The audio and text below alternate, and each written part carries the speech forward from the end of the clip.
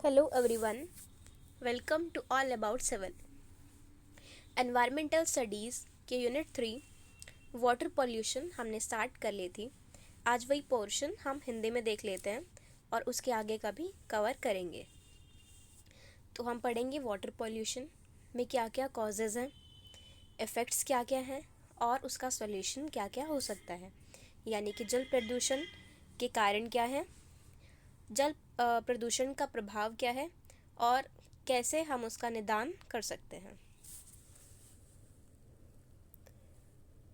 हम पिछले अध्याय में पढ़ आए हैं कि पानी में हानिकारक पदार्थों जैसे सूक्ष्मजीव, रसायन, औद्योगिक, घरेलू या व्यावसायिक प्रतिष्ठानों से उत्पन्न दूषित जल आदि के मिलने से जल प्रदूषित हो जाता है। लास्ट लेक्चर में हमने देखा था जैसे अलग अलग टाइप का वेस्ट रहता है। इंडस्ट्री का वेस्ट होता है, डोमेस्टिक वेस्ट होता है, कोई ऑयल इंडस्ट्री हो तो वहाँ का वेस्ट होता है, और फिर ऑयल इंडस्ट्री है वहाँ का वेस्ट, और नॉर्मल इंडस्ट्री का रॉ मटेरियल जो वेस्ट है। तो बहुत टाइप का जो वेस्ट है जब वो वाटर में मिक्स हो जाता है तो वाटर को पॉल्यूट कर देता है, यानी कि जल प्रदूषित हो जाता है। वास्तव में इसे ही जल प्रदूषण कहते हैं। इस प्रकार के हानिकारक पदार्थों के मिलने से जल के भौतिक, रासायनिक एवं जैविक गुणधर्म प्रभावित होते हैं। अब इसका क्या मतलब है, जैसे लास्ट लेक्चर में हमने पढ़ा था कि वाटर जब पॉल्यूट हो जाता है तो वाटर की क्वालिटी चेंज हो जाती है। अब क्वालिटी चेंज होने का मतलब वो जो ओरिजिनल था अब वो वैसा नहीं रहता, अब उसके अंदर दूसरी चीज़ें ज़्यादा मिल जाती हैं, चाहे वो केमिकल्स हों, चाहे वो सॉलिड्स हों, चाहे वो किसी भी प्रकार की इम्प्योरिटी हो, तो वो वाटर के अंदर मिक्स हो जाती है। तो इससे क्या होता है, जो भी वाटर है उसमें भौतिक, रासायनिक एवं जैविक यानी कि फिजिकल चेंज भी आ जाता है। फिजिकल मीन्स जैसे उसका कलर चेंज हो जाएगा। फिर रासायनिक, केमिकल चेंज। अब अगर हम सिंपल वाटर के अंदर कोई केमिकल्स ऐड हो रहे हैं, किसी इंडस्ट्री से केमिकल वेस्ट निकल रहा है और वो जाके पानी में मिक्स हो गया, तो ये केमिकल वेस्ट बन जाएगा। इससे जो वाटर होगा उस पर केमिकली भी प्रभाव पड़ेगा, और साथ में जैविक गुणधर्म यानी कि बायोलॉजिकल चेंज भी उसके अंदर आ जाएगा। जल की गुणवत्ता पर प्रदूषकों के हानिकारक दुष्प्रभावों के कारण प्रदूषित जल घरेलू, व्यावसायिक, औद्योगिक, कृषि अथवा अन्य किसी भी सामान्य उपयोग के योग्य नहीं रह जाता। यानी कि अब जो पॉल्यूटेड वाटर है, अब ना तो हम उसे डोमेस्टिक यूज़ में ला सकते, यानी कि घर में जैसे भी पानी यूज़ होता है, चाहे वो ड्रिंकिंग की फॉर्म में हो, हमें कपड़े धोने हैं, बर्तन धोने हैं, तो वो जो यूज़ हो सकता था अब वो यूज़ नहीं होगा। व्यावसायिक यानी जो भी इंडस्ट्री है वहाँ जो पानी यूज़ होता हो, अब इंडस्ट्री में भी पानी यूज़ नहीं हो पाएगा। फिर औद्योगिक कृषि यानी कि सिंचाई वगैरह के लिए या फिर जितने भी कृषि से जुड़े हुए काम हैं अब वो नहीं हो पाएंगे। और जो भी उसका सामान्य उपयोग है यानी कि कॉमन काम जो भी हम वाटर से करते हैं वो भी हमारे उस चीज़ से प्रभावित होते हैं। हम नॉर्मल काम भी वाटर जब पॉल्यूट हो जाता है तो उससे नहीं कर पाते। देखो ऊपर लिखा है एक पैराग्राफ, वर्तमान में वर्षा की अनियमित स्थिति, यानी कि अब जो हमारा रेनफॉल पैटर्न है, यानी कि बारिश, ऐसा पहले था ना कि मानसून टाइम से ही आता था, लेकिन अब मानसून लेट हो जाता है, कभी कभी बहुत जल्दी आ जाता है। तो अब ये जो पैटर्न है वो चेंज हो गया, तो अब उसका अनियमित स्थिति हो गई, यानी कि टाइम चेंज हो रहा है। कम वर्षा आदि को देखते हुए उद्योगों को अपनी जल खपत पर नियंत्रण कर उत्पन्न दूषित जल का समुचित उपचार कर इसके संपूर्ण पूर्ण चक्र हेतु प्रक्रिया विकसित करनी चाहिए।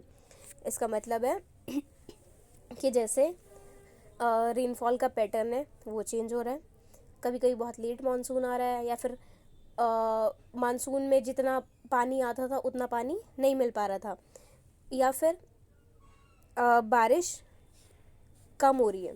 तो ये सब चीज़ों को देखते हुए जितना भी इंडस्ट्री में वाटर यूज़ होता था, तो अब हमने क्या किया, जितना भी वाटर यूज़ हो रहा है इंडस्ट्रीज़ को बोला गया कि आप वो वाटर पर ध्यान दो कि कम से कम वाटर आप यूज़ करो, और जितना भी वेस्ट वाटर आपका निकल रहा है इंडस्ट्री से, कोशिश करो कि उस वाटर को आप सही करके दोबारा से यूज़ कर पाओ, रिसाइकिल कर लो मीन्स वाटर को।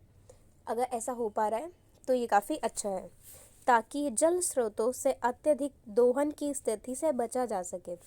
अब जैसे वाटर हमारे पास एक नेचुरल रिसोर्स तो है, पर ये एक फिक्स्ड क्वांटिटी में बहुत जैसे वाटर लेवल कम हो रहा है, तो ऐसा नहीं है कि हमारे पास बहुत ज़्यादा पानी है। अब हमने पढ़ा था कि 97% वाटर सॉल्टी वाटर है, यानी कि नमकीन पानी है, हम उसका यूज़ नहीं कर सकते। तो अब हमारे पास सिर्फ 3% पानी है, जो कि हमें ड्रिंकिंग में भी यूज़ करना है, हमें जितने भी घर के काम है उन सब में भी यूज़ करना है, और बहुत सारे चीज़ों में यूज़ करना है। तो हमें उसके लिए देखना पड़ेगा। नेक्स्ट पैराग्राफ, पीने के अतिरिक्त घरेलू सिंचाई, कृषि कार्य, मवेशियों के उपयोग, औद्योगिक तथा व्यावसायिक गतिविधियां आदि में बड़ी मात्रा में जल की खपत होती है। अब अगर हम पीने का देखें, सिर्फ पानी पीने के लिए नहीं, बल्कि और भी जो बहुत सारे काम हैं उनके लिए भी इस्तेमाल किया जाता है। जैसे कि घर के बहुत सारे काम हो गए, सिंचाई, कृषि का कोई भी कार्य, मवेशियों में उपयोग, औद्योगिक तथा व्यावसायिक, यानी कि ये सब जितने भी फील्ड्स हैं इन सब में वाटर का यूज़ काफ़ी लार्ज स्केल पर होता है। तथा उपयोग में आने वाला जल उपयोग के उपरांत दूषित जल में बदल जाता है। अभी देखो, जितना भी पानी हमने किसी भी इंडस्ट्री में यूज़ किया, या फिर अपने घर का एग्जांपल हम ले लेते हैं, जैसे जो हमारे किचन का पानी है या फिर बाथरूम से जो पानी जा रहा है यूज़ होने के बाद, अब वो वाटर प्योर नहीं रह जाता। अब उसके अंदर जो हम साबुन यूज़ करते हैं बर्तन धोने के लिए वो मिक्स हो जाता है, नहाने का साबुन जो यूज़ करते हैं, शैम्पू वगैरह यूज़ करते हैं, वो सब उस पानी के अंदर मिल जाता है और उस वाटर को वो पॉल्यूट कर देते हैं। यानी कि जैसा पानी हमारे घर आया था, अब जो पानी हमारे घर से निकला है, या फिर हमारे घर से नहीं, हमारे घर के साथ साथ इंडस्ट्री या फिर किन्हीं भी कृषि जितने भी फील्ड्स हैं इन सब से निकलने वाला पानी अब दूषित हो गया। अब वो प्योर वाटर नहीं रह गया।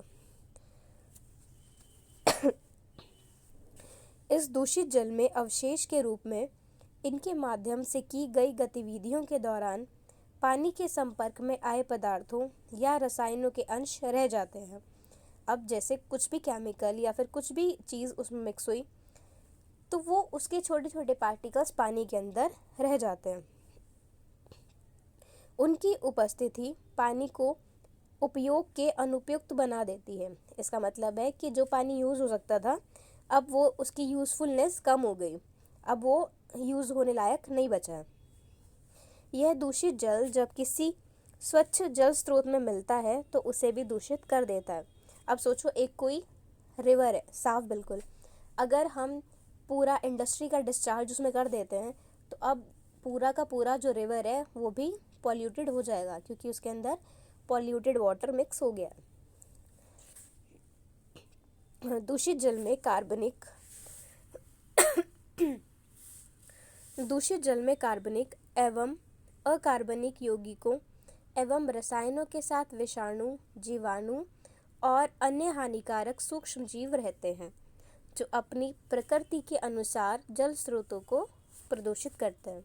अब यानी कि जो भी हमारा पॉल्यूटेड वाटर है उसमें कुछ कार्बन के कंपाउंड्स रहते हैं, कुछ नॉन कार्बन के कंपाउंड्स रहते हैं, और इनके साथ साथ जीवाणु, विषाणु मीन्स बायोलॉजिकल कंपोनेंट्स, मॉलिक्यूल्स, वो सब भी प्रेजेंट रहते हैं, जो कि पानी पर असर डाल सकते हैं।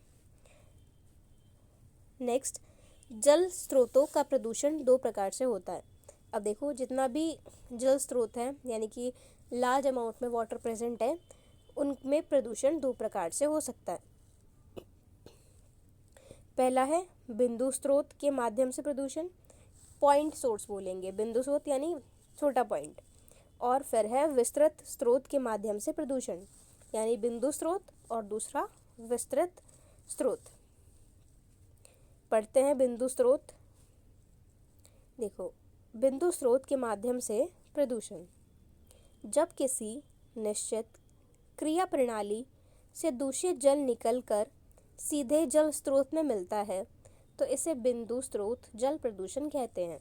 यानी कि जब किसी फिक्स्ड जगह से या फिर फिक्स्ड साइकिल से पॉल्यूटेड वाटर निकलता है और वो सीधा जल स्रोत में यानी कि किसी भी वाटर बॉडी में मिल जाते जाके डायरेक्ट, तो उसे हम बोलते हैं बिंदु स्रोत।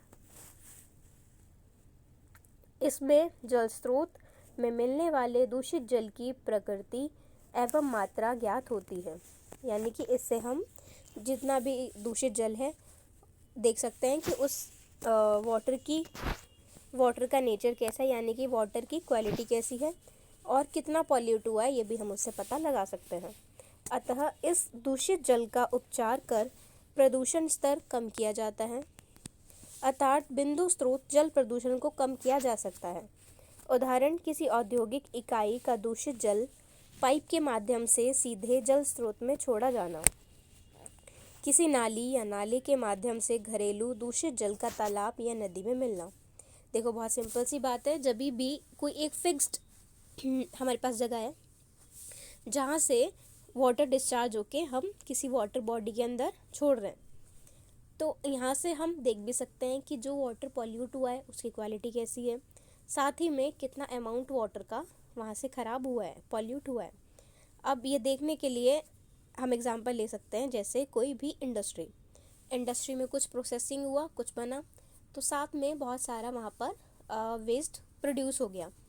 अब उस वेस्ट को सीधा हम क्या करते हैं, वाटर बॉडी में डिस्चार्ज कर देते हैं। अब वाटर बॉडी में डिस्चार्ज कर देंगे या फिर किसी नाली या नाले के माध्यम से घरेलू दूषित जल का तालाब या नदी में मिलना।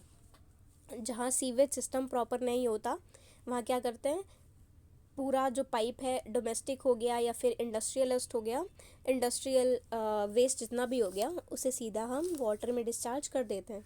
तो जो भी इस टाइप का पॉल्यूशन होता है, इस टाइप से पॉल्यूशन प्रोड्यूस होते हैं जिन पॉइंट से, उसे हम बोलते हैं बिंदु स्रोत। एक बार आप इस पॉइंट को रीड कर लो।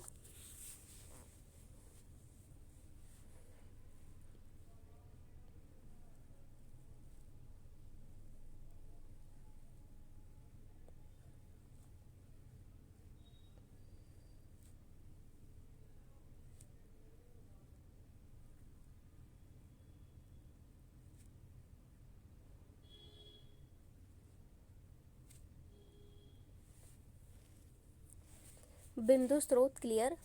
अगला पढ़ते हैं, विस्तृत स्रोत जल प्रदूषण। अनेक मानवीय गतिविधियों के दौरान उत्पन्न हुआ दूषित जल जब अलग अलग माध्यमों से किसी स्रोत में मिलता है तो इसे विस्तृत स्रोत जल प्रदूषण कहते हैं।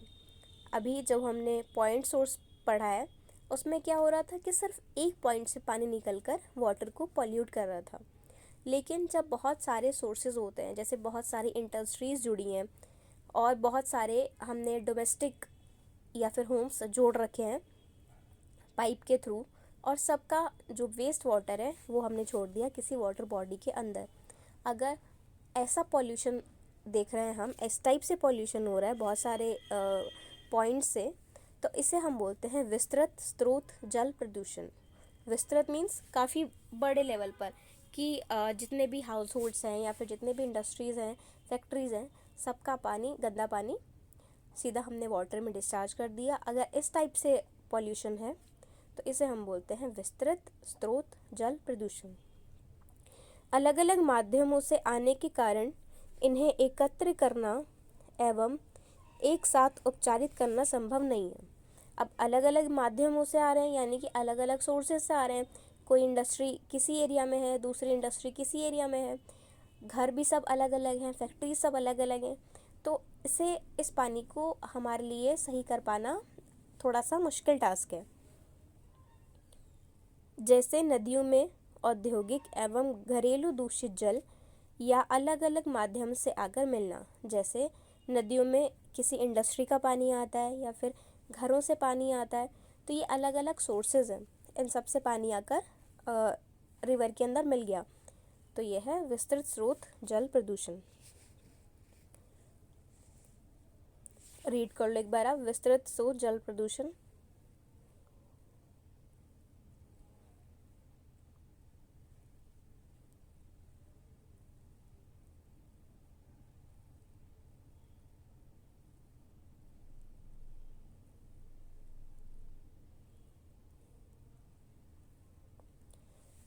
विस्तृत स्रोत क्लियर। नेक्स्ट हम पढ़ते हैं विभिन्न जल स्रोतों के प्रदूषक बिंदु भी अलग अलग होते हैं।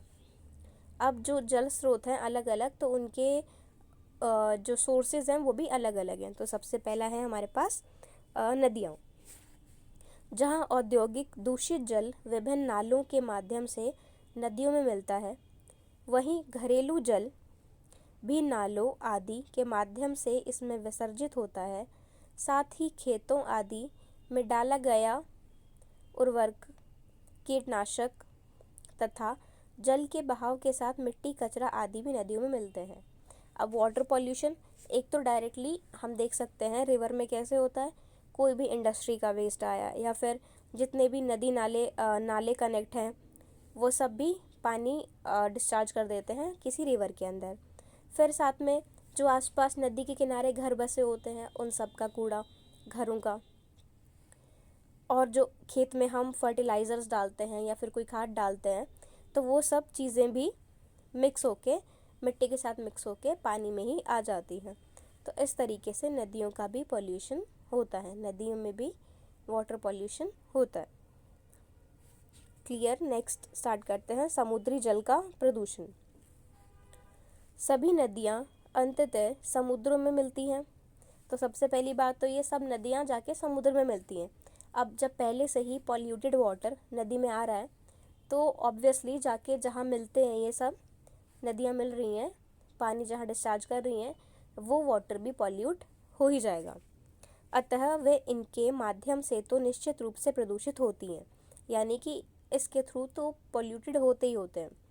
नदियों के माध्यम से औद्योगिक दूषित जल और मल जल, कीटनाशक, उर्वरक, भारी धातु, प्लास्टिक आदि समुद्र में मिलते हैं।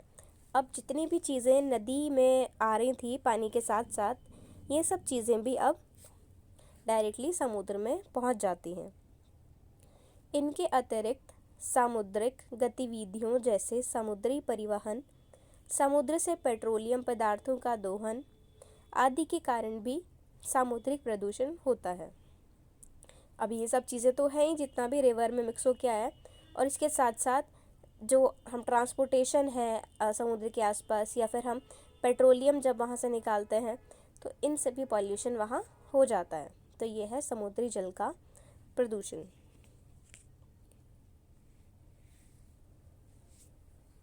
नेक्स्ट, जल स्रोतों की भौतिक स्थिति को देखकर ही उनके प्रदूषित होने का अंदाज़ा लगाया जा सकता है। भौतिक स्थिति मीन्स फिजिकल फैक्टर, यानी कि फिजिकल फैक्टर्स वो होते हैं जिन्हें हम देखकर पता लगा सकते हैं, जैसे कि कलर, जैसे कि शेप, जैसे कि साइज़। तो जो भी चीज़ें हम देखकर पता लगा सकते हैं उसे हम बोलते हैं फिजिकल फैक्टर या फिर भौतिक स्थिति। तो जल स्रोतों की भौतिक स्थिति को देखकर ही उनके प्रदूषित होने का अंदाज़ा लगाया जा सकता है। अब हम देख के ही पता लगा सकते हैं कि कोई भी जल स्रोत दूषित है या नहीं है, क्योंकि वाटर कलरलेस होता है, ट्रांसपेरेंट होता है, एकदम क्लियर दिखता है। अगर वो वाटर पॉल्यूट हुआ तो हम देखते ही पहचान लेंगे कि ये पॉल्यूटेड वाटर है। जल का रंग, इसकी गंध, स्वाद आदि के साथ जलीय खरपतवार की संख्या में इजाफा, जलीय जीवों जैसे मछलियों एवं अन्य जंतुओं की संख्या में कमी या उनका मरना, सतह पर तेलीय पदार्थों का तैरना आदि जल प्रदूषित होने के संकेत हैं। अब सबसे पहली चीज़ हम कलर देख के पहचान लेंगे। फिर अगर जैसे नाले के पास अगर हम खड़े हों तो हमें स्मेल आती है, तो वैसे ही अगर कोई भी वाटर बॉडी पॉल्यूटेड है तो एक तो हम देख के समझ सकते हैं, दूसरी चीज़ हम स्मेल से भी समझ सकते हैं कि ये पानी साफ़ नहीं है। और फिर स्वाद तो खैर हम टेस्ट नहीं करेंगे, अगर हम देख लेंगे कि पानी का कलर सही नहीं है और स्मेल भी आ रही है तो हम टेस्ट करने का रिस्क तो नहीं लेंगे। फिर इनके साथ साथ जलीय खरपतवार यानी कि जो भी उसमें इंसेक्ट्स हैं या फिर जो भी ऑर्गेनिजम्स प्रोड्यूस हो रहे हैं, जैसे एल्गी है, जैसे ग्रीन ग्रीन लेयर बन जाती है ना, वो उसे बोलते हैं हम खरपतवार। और फिर जो जैसे मछलियाँ हैं या फिर उसके अंदर रहने वाले और जीव हैं, वो मरने लगते हैं क्योंकि उनका जीवन वाटर के अंदर है। अगर वाटर पॉल्यूट होगा तो उनकी लाइफ इससे प्रभावित होती है। सतह पर अगर हमें उसकी सरफेस पर ऑयल टाइप दिख रहा है, कुछ ऑयली ऑयली दिख रहा है, तो भी हमारा जो वाटर है वो पॉल्यूटेड है, हमें इन संकेतों से पता चल जाएगा। कभी कभी इन लक्षणों के न होने पर भी पानी दूषित हो सकता है, जैसे जल स्रोतों में अम्लीय या क्षारीय निस्राव या मिलना या धात्विक प्रदूषकों का जल स्रोतों से मिलना। अब ये तो फिजिकल फैक्टर्स थे, ये हमें देख के समझ आ रहे थे, पर कुछ ऐसी भी चीज़ें हैं कि हम जो हमें नज़र नहीं आएंगी, जैसे उसके अंदर अम्लीय या क्षारीय निस्राव यानी कि कुछ केमिकल्स प्रेजेंट हैं जिन्होंने ना उसके स्मेल में चेंज लाया, ना उसके कलर में चेंज लाया, लेकिन पानी की क्वालिटी उससे इफ़ेक्ट हो गई। तो अगर हम अम्लीय या क्षारीय निस्राव देख रहे हैं तो वाटर हमारा पॉल्यूट हो सकता है। और कोई धात्विक प्रदूषकों यानी कि जो भी ऐसे मेटल्स हैं, अगर वो भी मिक्स हो गए हैं तो वो भी वाटर को पॉल्यूट कर सकते हैं। इस तरह के प्रदूषकों का पता लगाने के लिए जल का रासायनिक विश्लेषण करना अनिवार्य होता है। अब ये देखने के लिए हमें वाटर की पूरी टेस्टिंग करनी पड़ती है, क्योंकि जो फैक्टर्स देख के समझ आ जाते हैं उन्हें हम देख के पता लगा लेते हैं, लेकिन कुछ फैक्टर्स ऐसे हैं कि जो हम देख कर भी हमें नहीं पता चलता है, तो उसके लिए हम वाटर का पूरा टेस्ट करते हैं। एक बार आप ये रीड कर लो, नदियाँ और समुद्री जल का प्रदूषण।